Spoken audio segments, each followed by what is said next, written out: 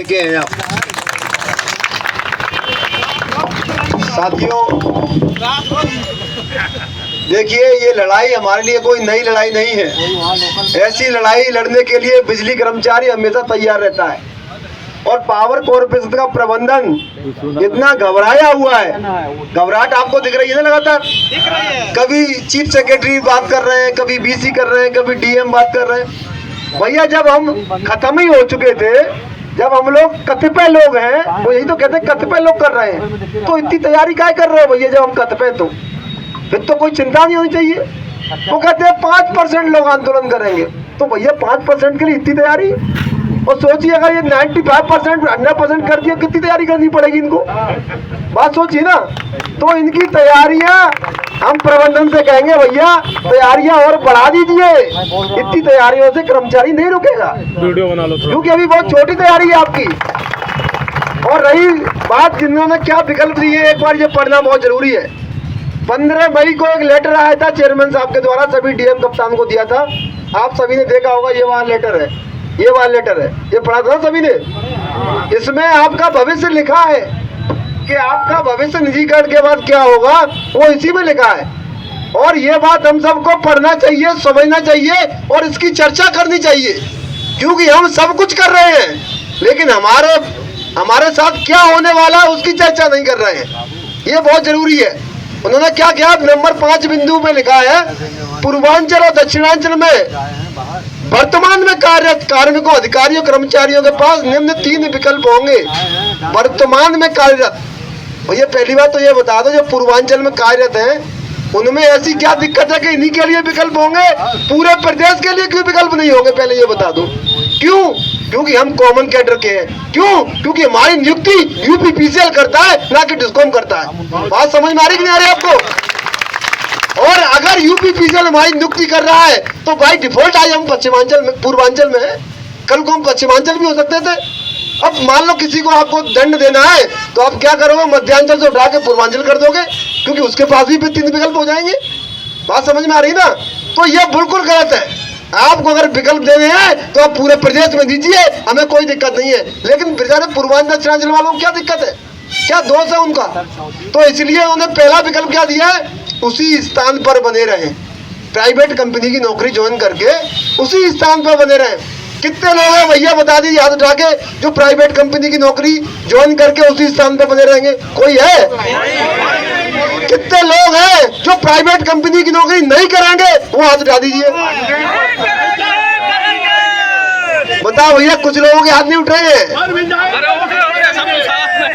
नहीं करेंगे ना प्राइवेट कंपनी नौकरी ज्वाइन? अभी वार्ता हुई थी, जब पीपीटी दिखाई गई थी चेयरमैन साहब को, वार्ता हुई थी, हमने स्पष्ट कहा सर प्राइवेट कंपनी में कोई नौकरी नहीं करेगा। उन्होंने कहा नहीं यार ऐसे नहीं है, बहुत से लोग हैं, तैयार है, सब खुश हैं, ये विकल्प से खुश हैं। तो हमने ये कहा कि हमारा कर्मचारी अभियंता किसी भी प्राइवेट कंपनी नौकरी नहीं करेगा। अगर आपको करना है तो आईएएस की नौकरी से इस्तीफा दे दीजिए। आप इस्तीफा दे दीजिए और टाटा के यहाँ चले जाइए। हमारा कोई आदमी तैयार नहीं है। दूसरा विकल्प क्या है, यूपीपीसीएल या अन्य डिस्कॉम में चले जाएं। कोई भी ज्ञानी प्रबंधन का आदमी हमें बता दे कि जो पूर्वांचल के 26,500 कर्मचारी अभियंता अतिरिक्त होंगे वो किस डिस्कॉम में समावेश हो जाएंगे, वो हमें कोई यहाँ उसका हिसाब किताब बता दे।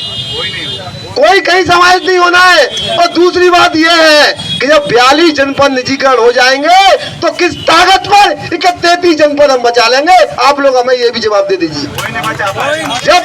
जब 42 जनपद नहीं बचेंगे तो 33 जनपद तो 3 महीने के अंदर निजीकरण हो जाएगा। तो ना आप यहाँ के रहेंगे ना वहाँ के रहेंगे, जो लोग सोच रहे हैं। बात समझ में आ रही ना? इसीलिए ये दस्तावेज है, चेयरमैन का दस्तावेज झूठ का पुलिंदा है ना?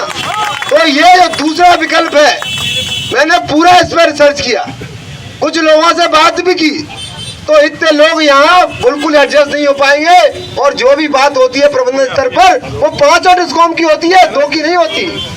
अभी उनका प्लान 2 का है, आगे चल के इन 3 को भी खत्म कर देंगे। तो साथियों बताइए, क्या दूसरा विकल्प आप लेंगे कि नहीं लेंगे? ये बताइए। दूसरे विकल्प में कोई जाना चाहेगा? जोर से हाथ उठाइए, सभी लोग हाथ उठाइए। तो किसी को स्वीकार नहीं है, ठीक है? इसके बाद तीसरा विकल्प है। ये तीसरा विकल्प पता क्यों लेके आएंगे? क्योंकि जब एक्स्ट्रा लोग हो जाएंगे तो भाई ऐसा तो है नहीं है कि आप 26 डिवीजन खत्म हो गए, सब डिवीजन खत्म हो गए और 26,000 लोगों को आप बिना काम करके तनख्वाह दोगे नहीं, तो निकालोगे कैसे? वो है तीसरा विकल्प, आकर्षक वीआरएस ले लो। आकर्षक वीआरएस में क्या है भाई? जिसको पेंशन ही नहीं है उसके लिए क्या आकर्षक है? जिस व्यक्ति की नौकरी 25 साल से कम है, 10 साल है, 5 साल है, 15 साल है, उसके लिए क्या आकर्षक है? उसके लिए मैं बता दूं क्या आकर्षक है। जैसे 5 साल अगर नौकरी आपकी हुई है तो 5 महीने का वेतन एक्स्ट्रा लो और जाओ घर, ये आकर्षक है।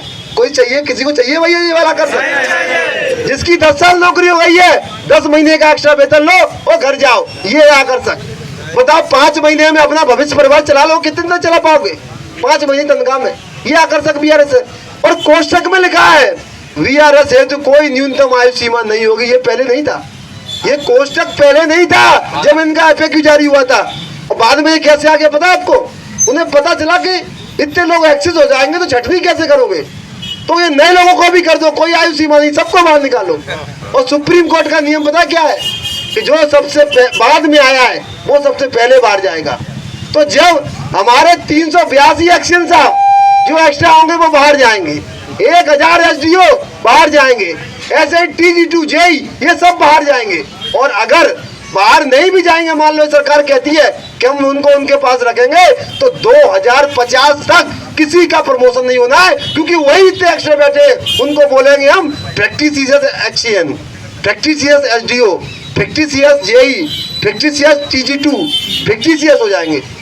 जैसे होता है ना प्रैक्टिसियस एरियर आपका जो है, उसका क्या होता है? प्रैक्टिसियस एरियर का पीडी होती है परमानेंट डिस्कनेक्शन। तो आपका क्या होगा 1 साल बाद काम करने के बाद?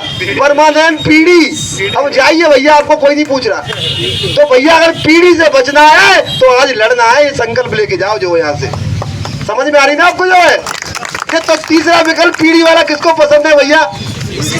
किसी को नहीं पसंद है। तो ये तीनों विकल्प हम कह सकते हैं प्रबंधन से कि हमारे बनारस में एक भी व्यक्ति को आपके दिए गए तीनों विकल्प में से कोई भी विकल्प पसंद नहीं है, ये हम कह सकते हैं। साथियों हमें परफॉर्मा देंगे बहुत जल्दी और हम कहेंगे कि आपके द्वारा फलाने पत्र में दिए गए तीनों विकल्पों को एक ध्वनि मत से सर्वसम्मति से सभी कर्मचारी अभियंताओं ने अस्वीकार कर दिया है। किसी को भी ये तीनों प्रस्ताव मंजूर नहीं है और हम लोग सरकारी सेवा में आए हैं और सरकारी में रहेंगे। अगर आपको जाना है तो जाइए, ठीक है ना भाई? ये लिखित में दिया जाएगा उनको, तब उनको महसूस होगा किसी को भी। अभी तो कह रहे हैं कि सब लोग खुश हैं। दूसरी बात क्या लिखे हैं? ये तीनों विकल्प एक साथ उपलब्ध होंगे, OTS, वन टाइम सेटलमेंट। तीनों विकल्प एक बार एक साथ उपलब्ध रहेंगे। पहला चुन लो, दूसरा चुन लो, तीसरा चुन लो, उसके बाद कोई विकल्प नहीं है। तो भैया ये आपके लिए OTS लाए ना, आप इनके लिए OTS है तो देखो छुट्टी करा दो जो है। बात समझ में आ रही है आपको? और मैं आपको गारंटी दे रहा हूँ अगर आप मजबूती से लड़ गए तो OTS इनके लिए भी OTS नहीं आएगा, ये सीधे बाहर जाएंगे बिना कोई विकल्प के। बात समझ में आ रही है आपको? ये बिना विकल्प के बाहर जाएंगे। क्यों?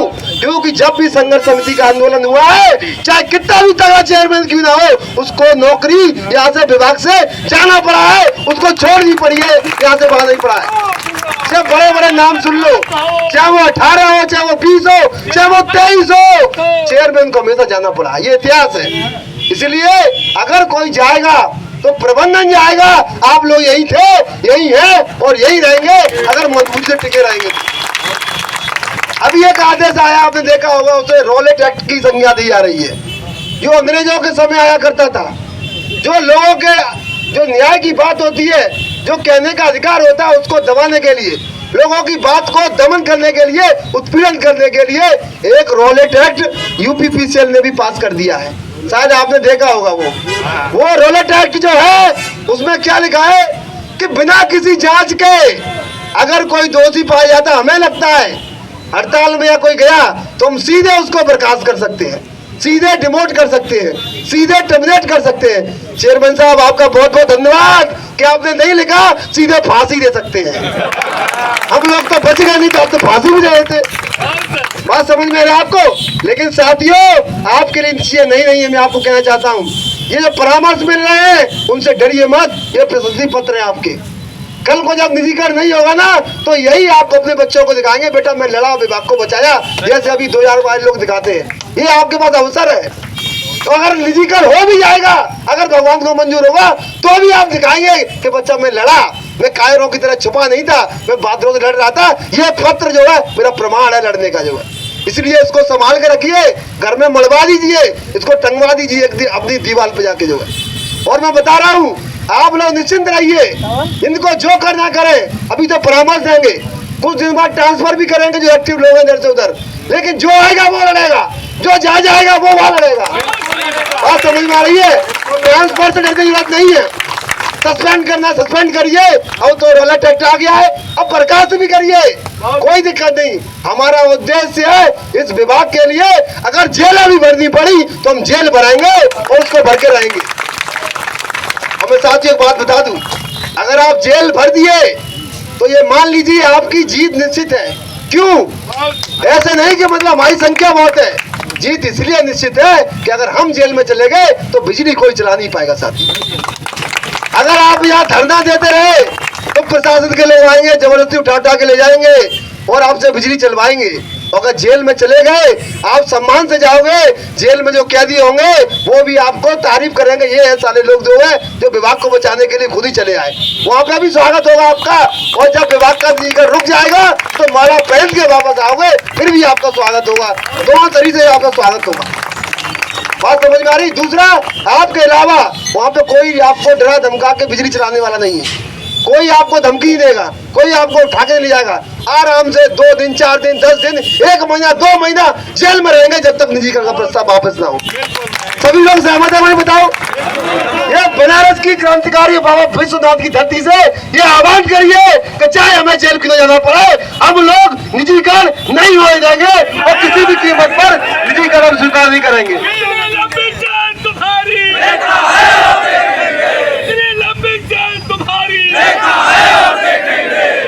इसलिए निजीकरण के लिए हमें बिल्कुल तैयार रहना पड़ेगा कि किसी भी कीमत पर, यह कितना भी डराए, निजीकरण हम स्वीकार नहीं करेंगे। इस बात पे हमें बिल्कुल चर्चा करनी है। ये 3 विकल्प है, इसे हमें हर कर्मचारी से पूछना है, बताओ भैया तुम्हें कोई स्वीकार है? आप उससे लिखवाइए और सारा बंडल लगाकर संघर्ष समिति दे देगी प्रबंधन को कि कोई भी बिजली नहीं चलाएगा। आप बहम में मत रहिए कि यहाँ पर लोग आ जाएंगे। एक बात मैं आपको और बता दूं, प्राइवेट कंपनी वाले को डर लग रहा है कि कहीं ये सब लोग हमारे यहाँ कोई काम, जैसे अभी उनको लग रहा है कि बनारस में कुछ लोग आ जाएंगे हमें काम करने के लिए, हमें सिखाने के लिए कुछ मिल जाएंगे, लेकिन जब उनको लगेगा कि आपको एक भी व्यक्ति नहीं मिलेगा, उनके भी पैर खड़े हो जाएंगे, बिना आपके वो भी बिजली नहीं चला पाएंगे, क्योंकि उनके कोई विदेश से नहीं आएंगे, वो यहीं से लोगों को लेगा। और इन्होंने प्रॉमिस किया प्रबंधन ने कि आपको लोग मिल जाएंगे, लोग तैयार हैं। तो ये गलत फहमी जो चल रही है ऊपर, उसको भी हम लोगों को दूर कर देंगे कि आपके यहाँ कोई काम करने को तैयार नहीं। साथियों आप डरिए मत, इस समय डर कौन रहा है आपको पता है? चीफ सेक्रेटरी साहब, आपको याद होगा 9 अप्रैल की रैली के बाद प्राइवेट कंपनियों के साथ ताज होटल में लखनऊ में बैठक हुई थी। उसमें क्या बोल रहे थे? आप डरिए मत। वो प्राइवेट कंपनी को बोल रहे हैं आप डरिए मत, वो इतने डरे हुए हैं कि उनको बोल रहे हैं आप डरिए मत। तो भैया आप क्या डर रहे हो? डर होना चाहिए उनको। और मैं गारंटी से बताना चाहता हूँ कि जितना डर आपको है उससे 10 गुना डर सरकार और प्रबंधन को है। लगातार रोज डर रहे कैसे इनसे निपटे, और ये डर का ये सिर्फ धुंध है, धुंध। डर के आगे जीते आप निकल जाओगे, धुंध छट जाएगी, विजय आपकी निश्चित होगी साथी। इसलिए बिल्कुल टेंशन मत लीजिए, कहने को बहुत कुछ है। आज हम आए अभियंताओं की अलग से बैठक करेंगे जाके, और एक एक को समझाएंगे और उनसे विकल्प पत्र भरवाएंगे। अगर आप चाहते हैं वास्तव में निजीकरण रुके तो ये पत्र भरिए और सभाओं में आइए, नहीं तो आप भी जाइए प्रबंधन साथ, हमें कोई वो दिक्कत नहीं है। आज अगर है तो लड़िए, नहीं है तो जाइए, कोई जरूरत नहीं है। इसलिए साथियों अब जो होगा खुल्लम खुल्ला होगा, अधिशासी अभियंता से लेकर लाइनमैन तक सब एक दरी पे बैठेंगे, एक साथ जेल जाएंगे, जो होगा एक साथ होगा। और मैं गारंटी दे कहना चाहता हूँ, अगर हम लोग सब एक होके अगर लड़ गए तो किसी की दम नहीं है। इसीलिए प्रबंधन डर रहा है। हम कह रहे हैं ये रोले ट्रैक्टर की जरूरत क्या थी? ये घबराहट है, ये डर है कि लोग बर्खास्तगी से भी नहीं डर रहे। कल से यही होगा तो अब क्या करें? कल को नया कानून बनाएंगे कि कम से कम बोल ले कि भैया फांसी भी इसमें इंक्लूड कर ले कि नहीं फांसी की सजा भी दी जा सकती है। तो भैया पर हम फांसी पर चढ़ने को भी तैयार है, अगर फांसी का भी सजा अगर होगी तो। क्यों? क्योंकि जब आजादी, जब मातृभूमि की रक्षा की बात होती है तो हमारे चंद्रशेखर आजाद, भगत सिंह ने ये नहीं देखी कि मुझे फांसी मिलेगी। उनका लक्ष्य एक ही था, आजादी। हमें चाहिए क्या? निजी कर से आजादी। आपको अगर फांसी यदि दे दीजिए, लेकिन निजी कर मत करिए। यहाँ से हमारे घर परिवार, हमारे बीच में बच्चे सब इसी से पल रहे हैं। और आज जो नौकरी लगी है बड़ी मेहनत से लगी है। लोग पढ़ाई लिखाई की, इंटरव्यू दिए, रिटर्न दिए, तब नौकरी लगी है। कोई खैरात में नहीं मिली है नौकरी है। इसलिए साथियों, अगर आप नहीं लड़े, मैं बता रहा हूं, अगर आप नहीं लड़े तो आप बीवी बच्चे, आपके परिवार, उनको ही आप जवाब नहीं दे पाओगे। ये 3 विकल्प है। मैं सभी से अनुरोध करूंगा, ये पेपर डाउनलोड कर लीजिए, अपनी अपनी पत्नियों से पूछिए कि बताइए मैडम, आप ही बता दीजिए आप कौन सा विकल्प चाहोगी। वो खुद आप पे चाटा ना मार दे, साले हम सरकारी नौकरी वो यही कहेंगे मैंने सरकारी आदमी शादी की, तू प्राइवेट का प्रस्ताव लेके आ गया मेरे पास। वो खुद आपको बता देंगे कि जाओ लड़ो जाके जो है। क्योंकि आप में कोई विशेषता नहीं है। बहुत लड़के थे उनके लिए बहुत लड़के थे। आपसे इसलिए शादी की क्योंकि आप सरकारी नौकरी में थे। ये सच्चाई है। जो दहेज मिला है सरकारी नौकरी के नाम पे मिला है, वो भी वापस ले लेगी वो, और तलाक अलग से हो जाएगा जो है। इसलिए इसको गंभीरता से ले, घर में डिस्कस करें। अगर वो कहे कि नहीं सरकारी नौकरी बचाने को लड़ो, तो आप फिर लड़िए भैया। और मैं आपसे गारंटी दे रहा हूँ, इसमें सिर्फ आप ही नहीं साथ है, आपके बीवी बच्चे और पत्नियां सब आपके साथ देंगी। सब लोग आपके साथ रहेंगे। और जब ये मामला बन जाएगा तो जेल में सिर्फ, अगर जेल में आप लोग रहेंगे तो आपकी पत्नियां यहाँ पे आंदोलन करेंगी गेट पे खड़े होके। ये माहौल बनेगा। बस आप उनको बताइए, सच्चाई बताइए कि हमारे साथ क्या होने वाला है। साथियों, बहुत सारी बातें हो गई हैं, सब चीज हो गई है। इसी में लिखा है एक शब्द जो है, निःशुल्क विद्युत की व्यवस्था प्राइवेट कंपनी में बनी रहेगी। हम तो कह रहे हैं निःशुल्क अभी तक हमें मिली नहीं। हर महीना मेरी तनख्वाह से बिल कट जाता है, तो ये निःशुल्क कैसे बनी रहेगी व्यवस्था? और एनपीसी अलग ग्रेटर नोएडा में, वहाँ तो अभी तक किसी को नहीं, वहाँ तो LMB बंद से सब दे रहे हैं। तो ये कौन सी निःशुल्क है? तो ये लोग सब घबरा गए। और दूसरा इन्होंने कहा है कि जो प्राइवेट कंपनी में जाएंगे वे पूरी तरह सुरक्षित रहेंगे, इसकी हम गारंटी ले रहे हैं। अरे तुम रहोगे नहीं उसके बाद, तुम क्या ही गारंटी ले रहे हो भाई? तो ये सब जो है गुमराह कर रहे हैं। ये एकदम पुलिंदा, कोई मतलब का नहीं है। इसका काट बनेगा। साथ ही दूसरी बात, अभी क्या है, DM साहब बुलाएंगे सब लोगों को जो है, हर जगह बुला रहे हैं जो है।